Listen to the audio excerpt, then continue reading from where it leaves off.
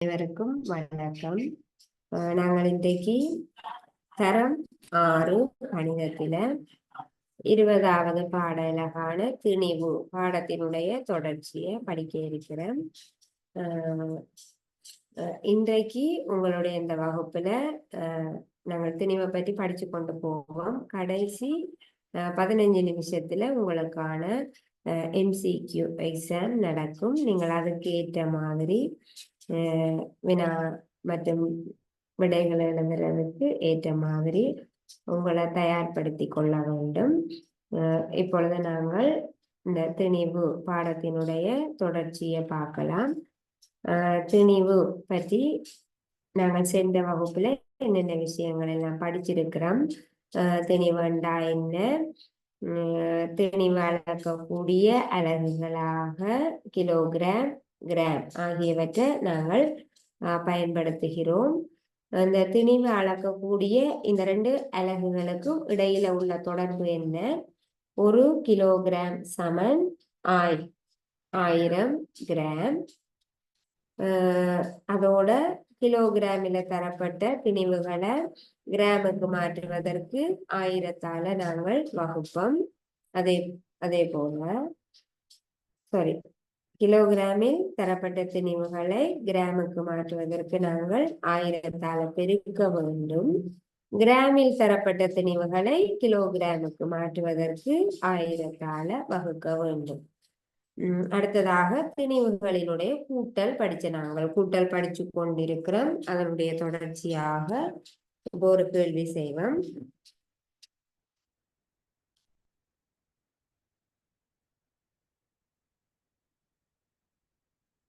திணிவுகளினுடைய கூட்டல் வார மாதிரி பூசணிக்காய் ஒன்றின்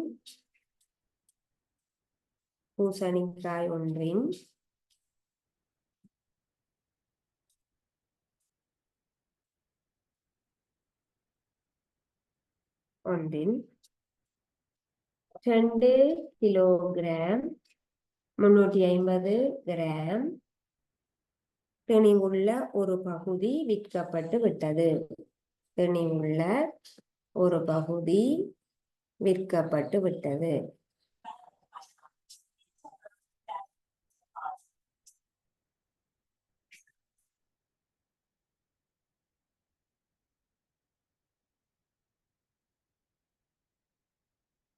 எஞ்சிய துண்டோ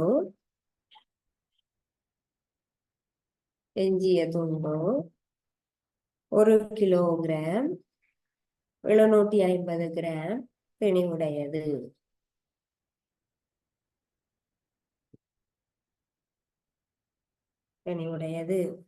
இப்போது பூசணிக்காயின் மொத்த திணிவு எவ்வளவு? பூசணிக்காயின் மொத்த திணிவு எவ்வளவு?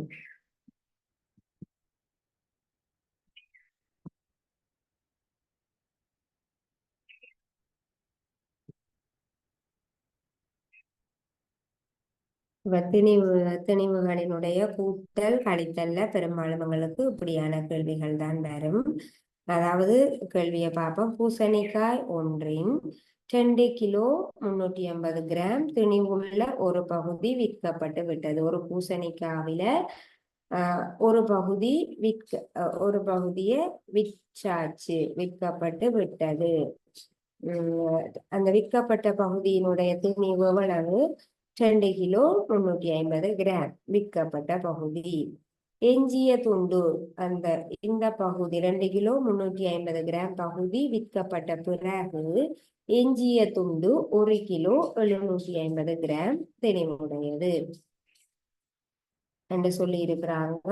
கேள்வி கேட்டிருக்குது பூசணிக்காயினுடைய மொத்த திணிவு எவ்வளவு? ஒரு பூசணிக்காய் இருக்குது, அதுல ஒரு பகுதியை வெட்டி விட்டாச்சு. விட்ட பிறகு ஒரு பகுதி எஞ்சி இருக்குது. அந்த பகுதி 1 கிலோ 750 கிராம் திணிவுடையது. அப்படியாக இருந்தால் பூசணிக்காய் மொத்த திணிவு எவ்வளவு? அப்ப ஒரு பூசணிக்காவில தான் ஒரு பகுதியை வெட்டி விட்டு இருக்கிறான், இன்னொரு பகுதி மீதியாக இருக்குது.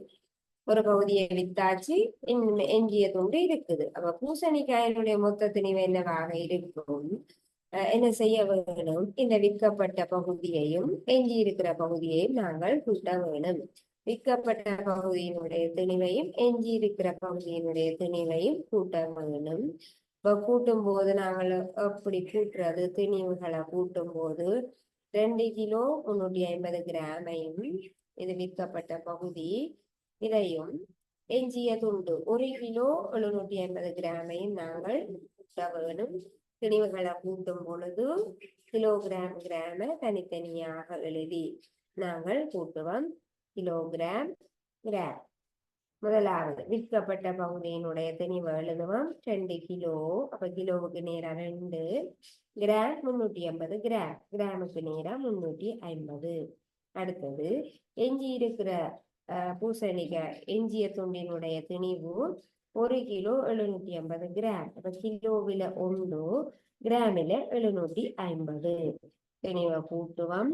கூட்டும் பொழுது முதலாவதாக கிராம் நிரல கிராம கூட்டிட்டு தான் நாங்கள் கிலோ கூட்டுவோம்.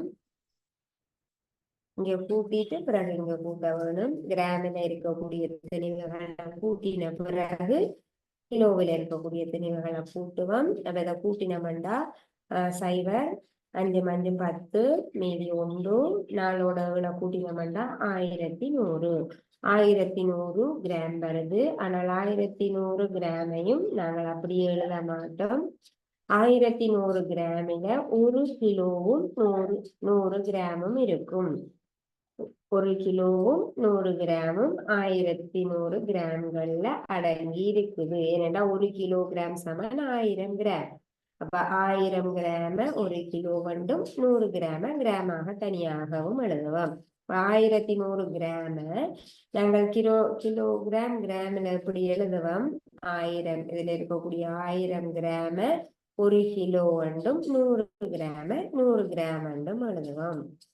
அப்ப 1100 கிராமில 1 கிலோவும் 100 கிராமும் இருக்கிறபடியா இதுல நாங்கள் 1100 எழுதக்கூடாது.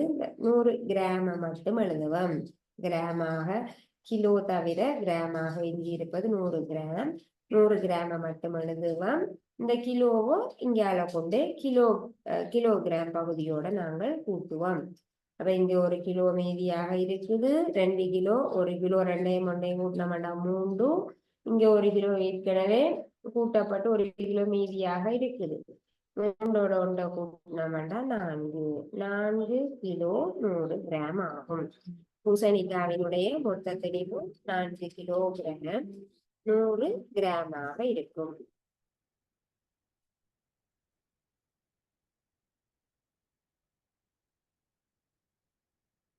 மொத்த திணிவு 4 கிலோகிராம் 100 கிராம் ஆகும்.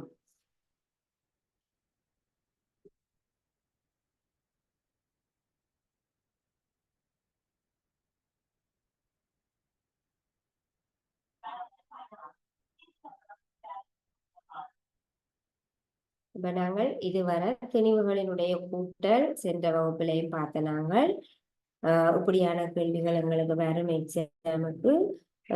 அதுக்கேற்ற மாதிரி நாங்கள் கிலோகிராம தனியா கிராம தனியா எழுதி கூட்ட வேண்டும். கிராம் பகுதியில 1000க்கு மேல வரும் பொழுது நாங்கள் 1000 கிராம 1 கிலோவா இங்கால கொண்டு போயிடணும். மீதி கிராம மட்டும்தான் இங்க எழுத வேணும். திணிவுகளை கூட்டும் போது இந்த விஷயத்தை தெரிஞ்சு வச்சிருக்க வேணும். அடுத்ததாக நாங்கள் திணிவுகளினுடைய கழித்தல் பார்க்க போறோம். கழித்தலும் இதே மாதிரி தான், கூட்டல் மாதிரியே திணிவுகளினுடைய கழித்தல்.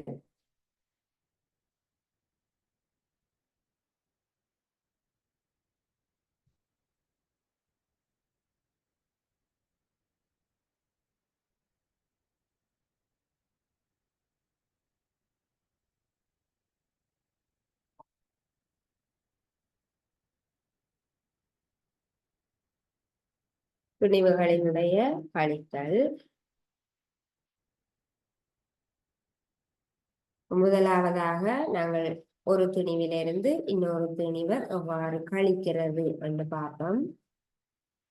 கிலோகிராம் கிராமில திணிவு தரப்படும் போது ஒரு திணிவிலிருந்து இன்னும் ஒரு திணிவு எவ்வாறு கழிக்கிறது.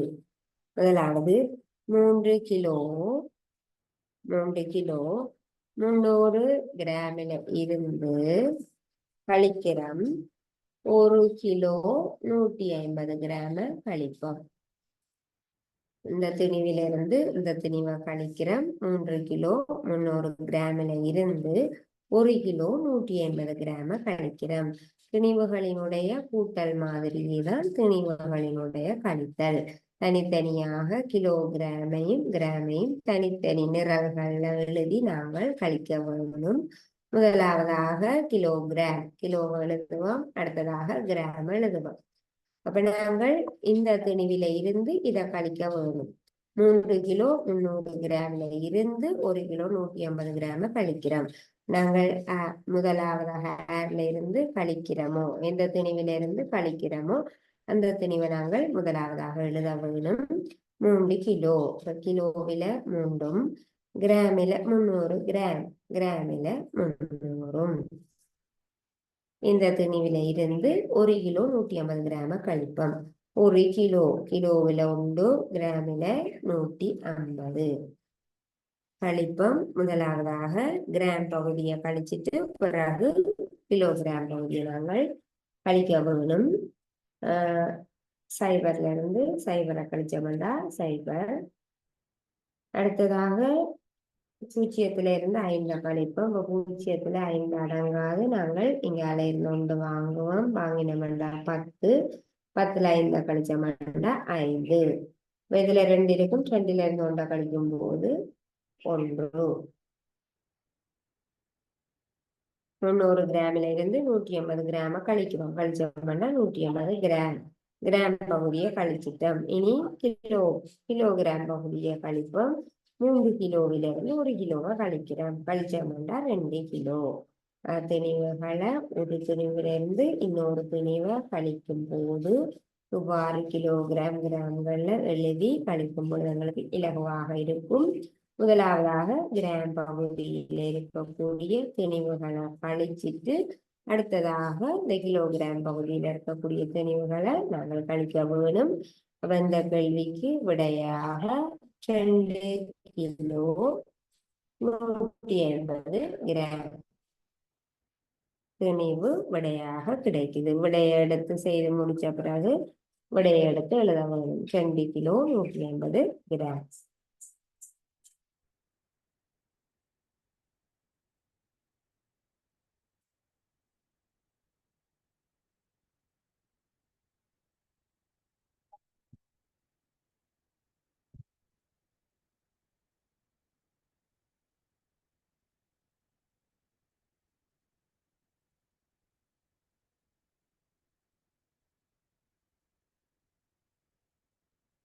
அடுத்ததாக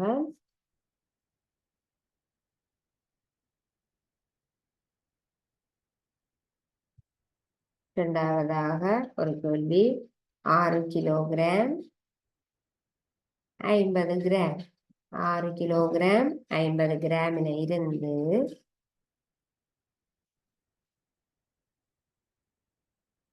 2 கிலோகிராம் 350 கிராம கழிப்போம். கழிக்க வேணும்.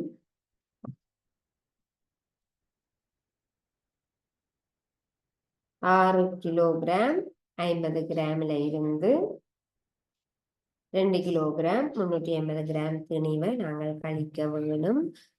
கழிக்கும் போது முதலாவதாக கிலோகிராம் கிராம தனித்தனியாக எழுதி கழிப்போம். முதலாவதாக இருக்கக்கூடிய திணிவை முதல்ல எழுதுவோம். இதுல இருந்து இதை கழிக்க போறோம். அப்ப 6 கிலோ 50 கிராம் கிலோவில 6 கிலோ கிராமில 50 கிராம் 6 கிலோ 50 கிராம்.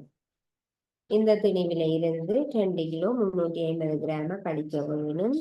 கிலோவில 2 350 கிராமில 350 கழிப்போம். கழிக்கும் போது பாருங்க, முதலாவதாக கிராமில இருக்கக்கூடிய திணிவுகளை கழிக்க வேணும். இங்க 50 இருக்கு, 350 இருக்கு. 50 கிராமில இருந்து 150 கிராம நாங்கள் கழிக்க முடியுமா? கழிக்க முடியாது. 350 கிராமை விட 50 கிராம் சிறியது.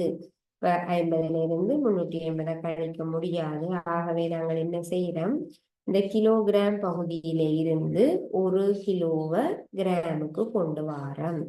கிலோகிராம் பகுதியில இருந்து 1 கிலோவை இந்த கிராம் பகுதிக்கு கொண்டு வாரோம். 1 கிலோவானது கிராமுக்கு வரும்போது எத்தனையா வரும்? 1000 கிராமாக வரும். 1 கிலோவை கொண்டு வாரம், கிராம் பகுதிக்கு கிலோவை கொண்டு வாரம், 1 கிலோ சமன் 1000 கிராம். வெங்காயம் தொண்டை வாங்கும் போது 1000 கிராமாக வருது. இதுல ஏற்கனவே ஒரு 50 கிராம் இருக்கு. அப்ப மொத்தமாக 1050 கிராம். இங்க 1 கிலோவை வாங்குறோம், 1000 கிராம். இதுல ஒரு 50 கிராம் இருக்கு, 1050 கிராம். 1050 கிராமில இருந்து 350 கழிப்போம். 0ல இருந்து 0 கழிச்சோம்னா 0, 5ல இருந்து 5 கழிச்சோம்னா 0, 10ல இருந்து 3 கழிச்சோம்னா 7, 700. 1050ல இருந்து 300 கழிச்சோம்னா 700. இனி கிலோ பகுதியில பார்ப்போம். இப்ப நாங்கள் இப்பதான் இங்க இருந்து 1 கிலோவை கிராம் பகுதிக்கு கொண்டு போன நாங்கள். அப்ப இங்க இதுல 1 குறைஞ்சிரும், 5 கிலோ இருக்கும். 5 இருக்கும். 5ல இருந்து 2 கழிப்போம், கழிச்சோம்னா 3. 3 கிலோகிராம் 700 கிராம் ஆகும். இந்த திணிவில இருந்து இந்த திணிவை கழிக்கும் போது 3 கிலோகிராம் 700 கிராம் திணிவானது விடையாக கிடைக்குது. வாரும் கேள்விகள் வரும். மேல சிறிய கிராமினுடைய அளவானது மேல சிறியதாகவும் கீழே பெரியதாகவும் இருக்கும்போது கழிக்க முடியாத சூழ்நிலைகள் ஏற்படும். அந்த நேரங்கள்ல நாங்கள் இங்க இருந்து 1 கிலோவை வாங்கி கழிக்க வேணும். கழிக்கும் போது விடையாக 3 கிலோ 700 கிராம் திணிவானது விடையாக கிடைக்கிறது.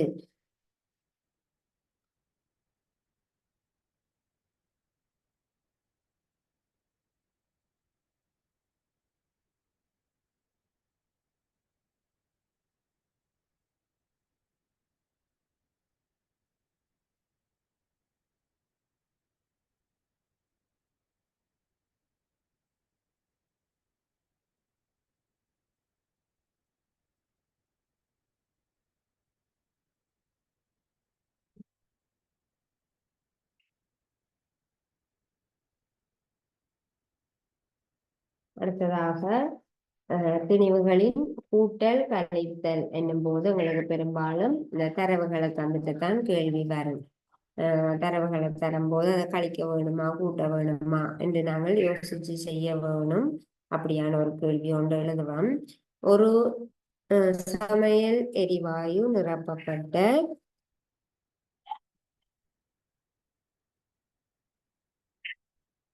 சமையல் எரிவாயு நிரப்பப்பட்ட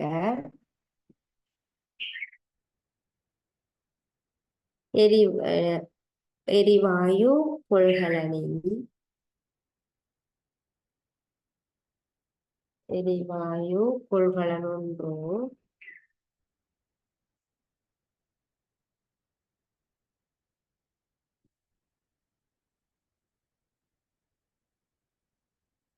சமையல் எரிவாயு நிரப்பப்பட்ட எரிவாயு கொள்கலன் ஒன்று 13 கிலோ 750 கிராம் திணிவுடையது.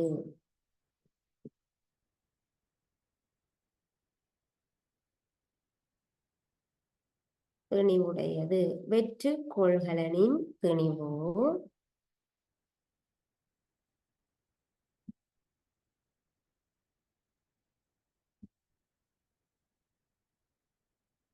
வெற்று கொள்கலனின் திணிவு 3 கிலோ 450 கிராம். 3 கிலோ 450 கிராம் எனின் அதனுள் இருந்த எரிவாயுவின் திணிவு எவ்வளவு? எனின் அதனுள் இருந்த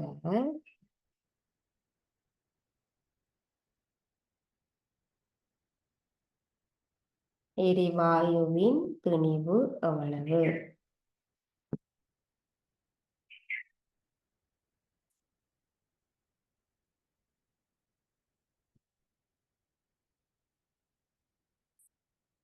கேள்வியை பாருங்க. சமையல் எரிவாயு நிரப்பப்பட்ட எரிவாயு கொள்கலன் ஒன்று 13 கிலோ 750 கிராம் திணிவுடையது.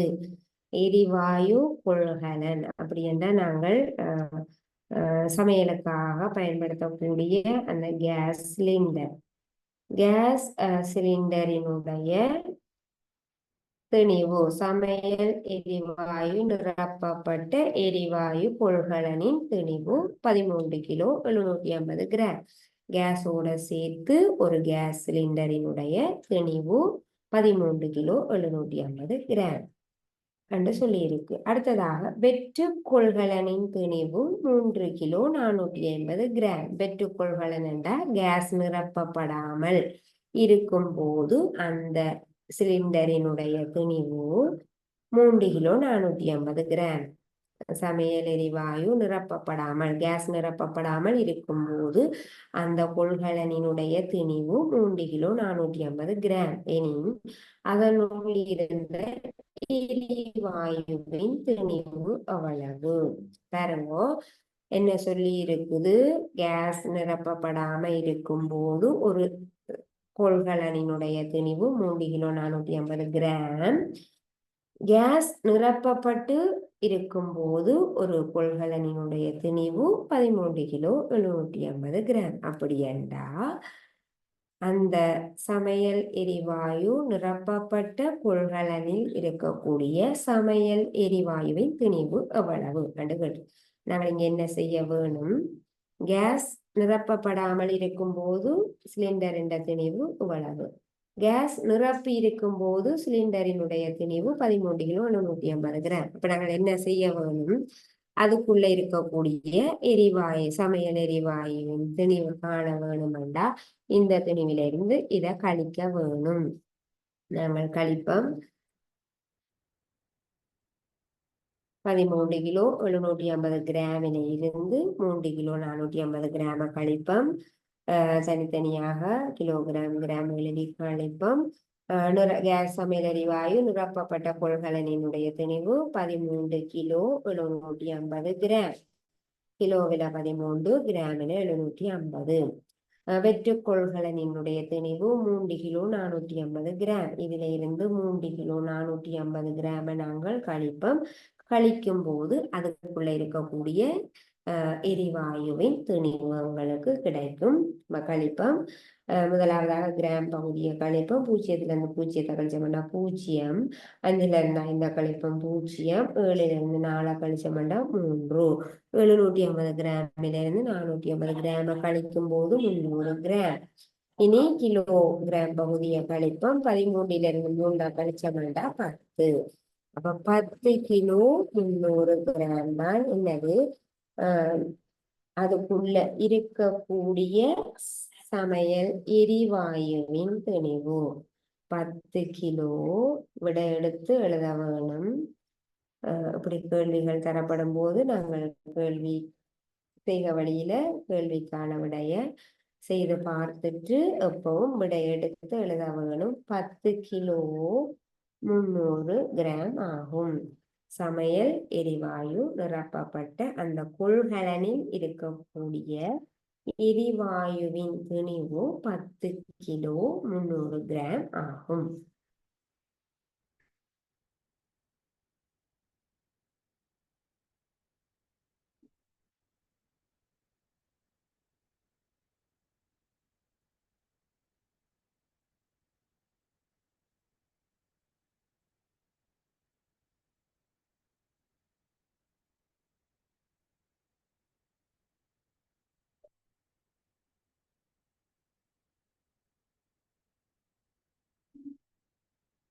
அடுத்ததாக இந்த திணிவுகளை கழிக்கும் போது இந்த தசம எண்கள் வார மாதிரியான ஒரு கழித்தல் செய்வோம்.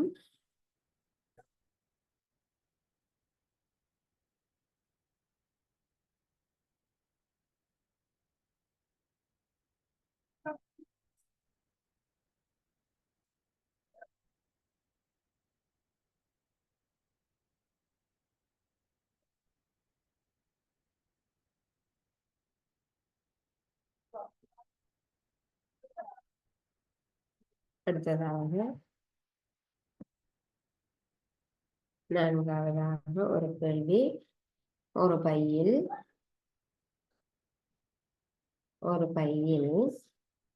6.8 கிலோகிராம். ஒரு பையில் 6.85 கிலோகிராம் அரிசி உள்ளது.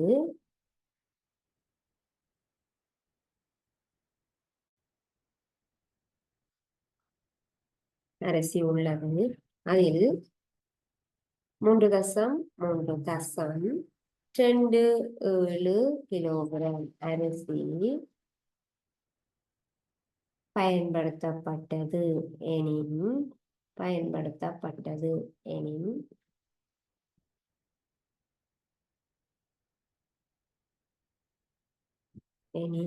எஞ்சிய அரிசியின் திணிவு எவ்வளவு? எஞ்சியுள்ள அரிசியின் திணிவு எவ்வளவு? எஞ்சிய அரிசியின்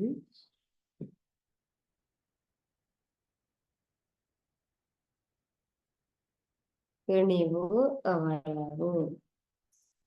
பாருங்க, ஒரு பையில் 6.8 கிலோகிராம் அரிசி உள்ளது. அரிசி இருக்கிறது.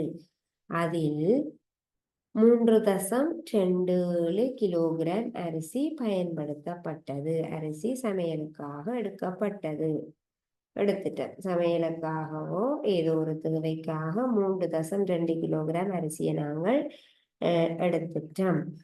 எனின் எஞ்சிய அரிசியின் திணிவு எவ்வளவு? மீதியாக இருக்கக்கூடிய அரிசி எவ்வளவு? என்ன செய்ய வேணும்? கழிக்க வேணும். பாருங்க, இதுல திணிவானது கிலோகிராமில் தரப்பட்டிருக்குது. அந்த எண்ணானது தசம எண்ணாக வந்திருக்குது. அப்ப நாங்கள் என்ன செய்வோம்? இங்க திணிவு கிலோகிராமில் மட்டும்தான் வந்திருக்குது. இப்ப கிலோகிராம மட்டும் எழுதி நாங்கள் கழிப்போம். கிராம் தரப்படையில கிலோகிராம் மட்டும் வந்திருக்குது. அப்ப பையில இருந்த அரிசியில இருந்து பயன்படுத்தின அரிசியை நாங்கள் கழிப்போம். அலகு 2லையும் கிலோகிராம் தான். இப்ப கிலோகிராம் மட்டும் போட்டா சரி. 6.85 இருந்து 3.27 கழிப்போம்.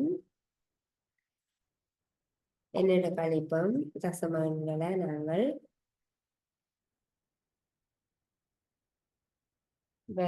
இது செய்யறதுக்கு 2 வழி இருக்கு.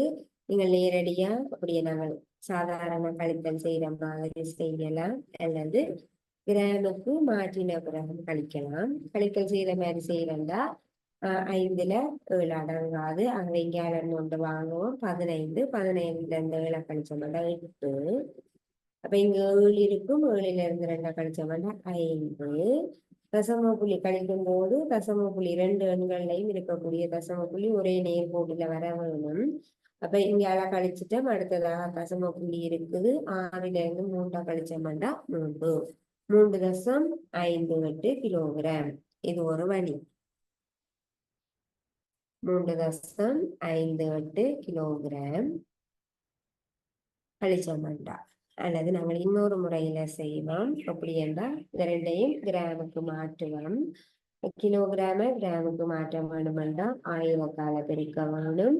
6.85 1000ஆல பெருக்கினோம்டா 6850 கிராமாக மாறும். 3.27 கிலோகிராம கிராமுக்கு மாற்ற வேணுமென்றா 1000ஆல பெருக்குவோம். 1000ஆல பெருக்கும் போது 3270 கிராமாக மாறும். அல்லது 3 கிலோ 270 கிராமாக இருக்கும். 3 கிலோ 270 கிராம் என்றால் 3270 கிராம். நாங்க இதுல இருந்து கழிப்போம். கழிச்சோம்டா 0 5ல இருந்து 7 அடங்காது.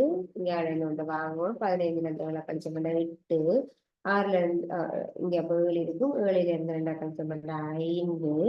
6ல இருந்து 3 கழிச்சோம்டா 3. 3550 கிராம் என்றா இதை கிலோகிராமுக்கு மாற்றுறதுக்கு நாங்கள் 1000ஆல் வகுப்போம். அல்லது 3.58 கிலோகிராம் என்று எழுதுவோம். 3 கிலோ 580 கிராம் இத கிர கிரகமாக இருக்கு கிலோவுக்கு மாற்றுறதுக்கு நாங்கள் ஆயிரத்தால வகுக்கும் பொழுது 3.58 கிலோகிராம் என்று கிடைக்கும்.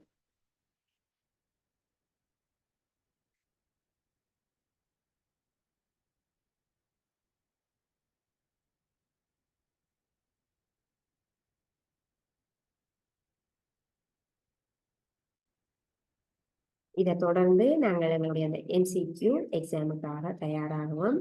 நம்ம வினாக்கள் என்ன மாதிரி என்றால் நான் போர்டில் எழுதி போட நீங்கள் அந்த வினாக்களுக்கான விடைகளை எழுத வேணும்.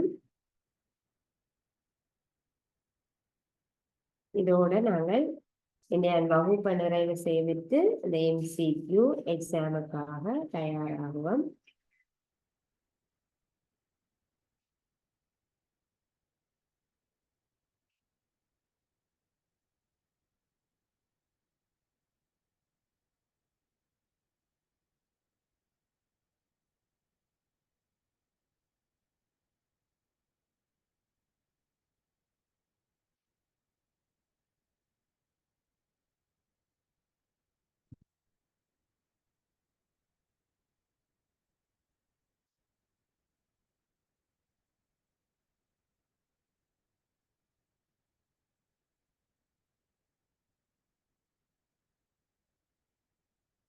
முதலாவது கேள்வி,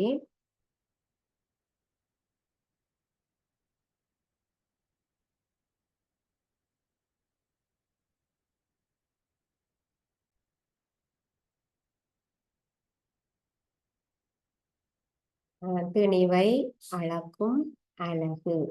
திணிவை அளக்கும் அலகு. உங்களுக்கு 4 விடைகள் தரப்பட்டிருக்கும். சரியான விடையை எடுத்து எழுத வேணும்.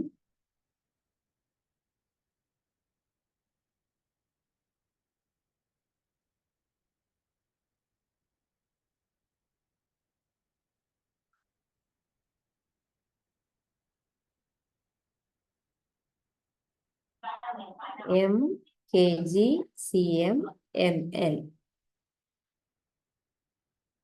இரண்டாவது கேள்வி, 7 கிலோகிராம் சமன்.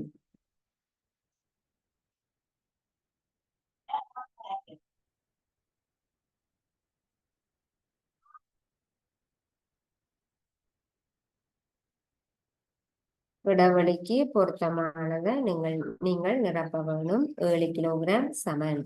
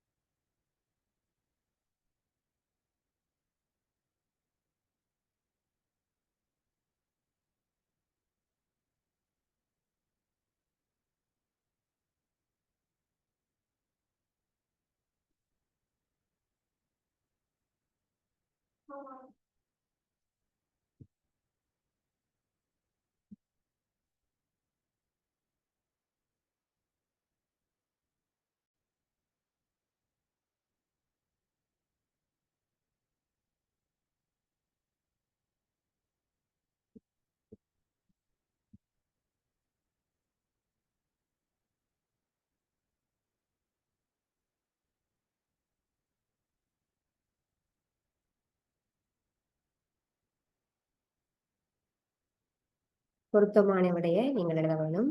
நான்காவது ஐந்தாவது கேள்விகள்ல முதலாவது விடை, இரண்டாவது விடை, மூன்றாவது, நான்காவது கேள்வி எழுதப்பட்டிருக்குது.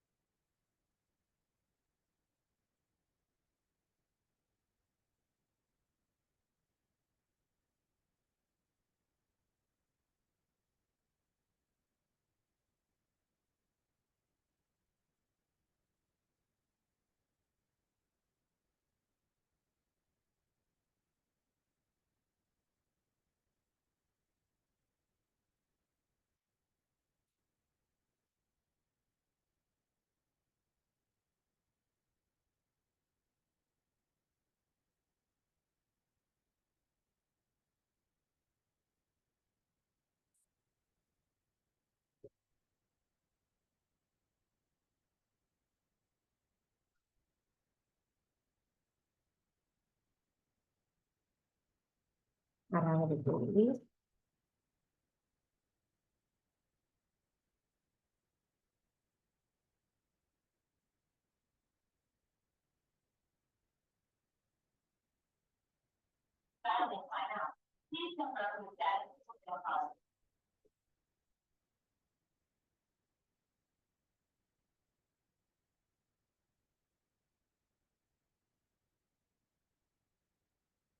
ஆறாவது,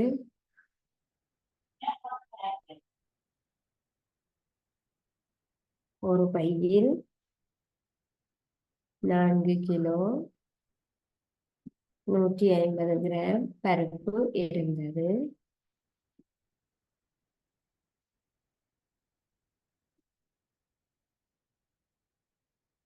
அதில் 2 கிலோ 300 கிராம் பருப்பு சமைக்கப்பட்டது.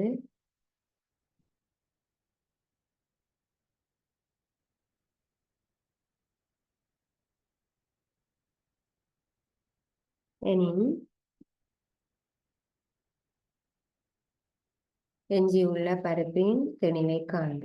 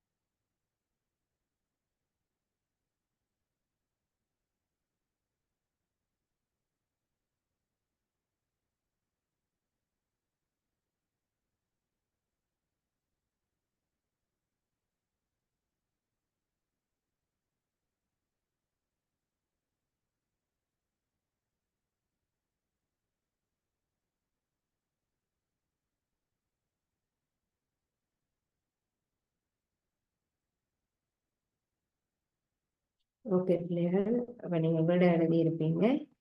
நாங்கள் இதோட இந்த